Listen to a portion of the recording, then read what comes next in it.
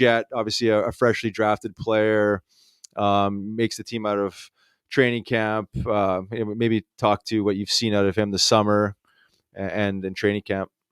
Yeah, I went out to watch London play with Bonk being in London and Barkey. I went out there to watch. They're actually playing against Guelph last year, and this number 7 on Guelph, Jett Luchanko, was flying around the rink. I was like, oh, wow, he's pretty good. I was with one of our scouts at the game. I was like, who's this guy out here? He's just buzzing. Like, oh, he's one of the draft kids. You know, he's ranked, I think he might have been like later first round, second rounder at that time. So I was like, oh, okay, right on. You know, carry on about my day. Then all of a sudden, this like his name kind of got brought up again and again and again. And, you know, I think a lot of the people were surprised when Danny and Jonesy and Flairsy went up there and took him with some of the other guys, you know, even trading back to take Jett, knowing that he would still be there. But now I think as people have watched him play over the course of the summertime, they're realizing the type of player that he is, the type of player that Flairsy saw in him. And the way that, you know, I don't know if he's going to come out and score all these points or what's going to happen for this year, because I think Danny puts a lot of value in not rushing the kids and understanding, you know, where's Jett in 3, 5, or 7 years from now, and not trying to worry about this year. So I'd like to kind of see where this goes with him. But the one thing that stands out the most is how mature he is. Being the youngest player, I think, to ever play for the Flyers. Yeah, it's crazy. And his play away from the puck is incredible. He's always in the right spot. He works to get into the right spot. He's very detailed and understanding of the system and how it's ran and what's needed from him. And then everybody always focuses on, you know, the guys, the skilled guys who make all these plays with the puck. And a lot of the times, and Riles, I imagine when you were coaching, you had to teach players how to play without the puck and where to go to get open and how to support battles. And you watch Jett out on the ice, just watch him this weekend. He always keeps every puck alive in the offensive zone. He's in like a nice little spot to get like a release out of a battle, or he's on top of the battle in a defensive spot to keep that puck alive too.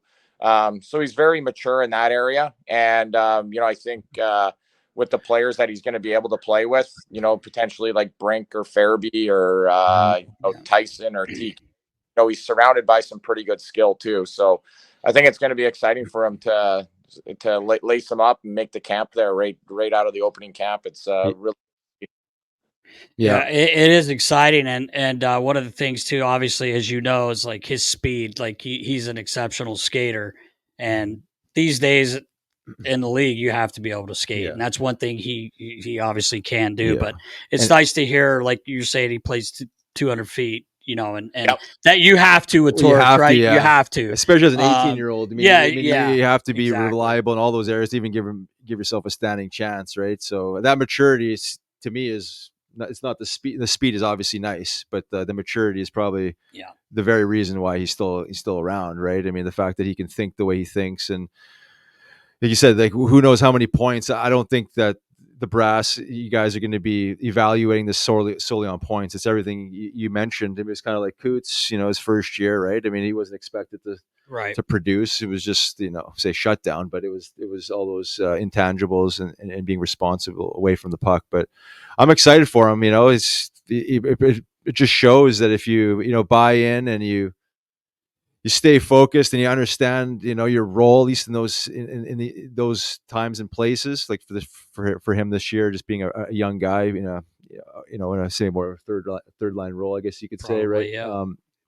He knows what he needs to do, and he knows what type of attitude and maturity he needs to bring every day. So I'm excited to see this guy and see how this thing plays out, because it's obviously going to be determined based on his play. Yep. Yeah, it's, you know what's crazy? Like Brent Flower, he like travels all over the globe. Like, and he's never here. Like, this guy is traveling like all the time. I never know where this guy is. So I'm in Boston one time. I have my little guy with me, and we're going to watch BU play. And we meet with Flaresy. We're gonna have lunch with him. And my kid has a pack of hockey cards, so he pulls out these hockey cards. Brent knew every player, what round they were drafted in, what year they were drafted in. Crazy. That's I was crazy. like what I would stump the guy off or whatever it was. You try and stump the guy. Like you couldn't stump him. You knew everything. Yeah. I was like, this guy's incredible. Obviously, Princeton grad, right? Oh, Kind of got him going right yeah. off the Yeah. bat. It's pretty incredible that he goes around, he sees all these players.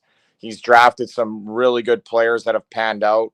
Kaprizov being the one that he probably got with the Wild there in the 5th round. So, he does a great job, and I think all of our amateur scouts do a great job too of pounding the pavement, looking at these kids, doing a lot of homework on them. So a lot of credit to those guys as well.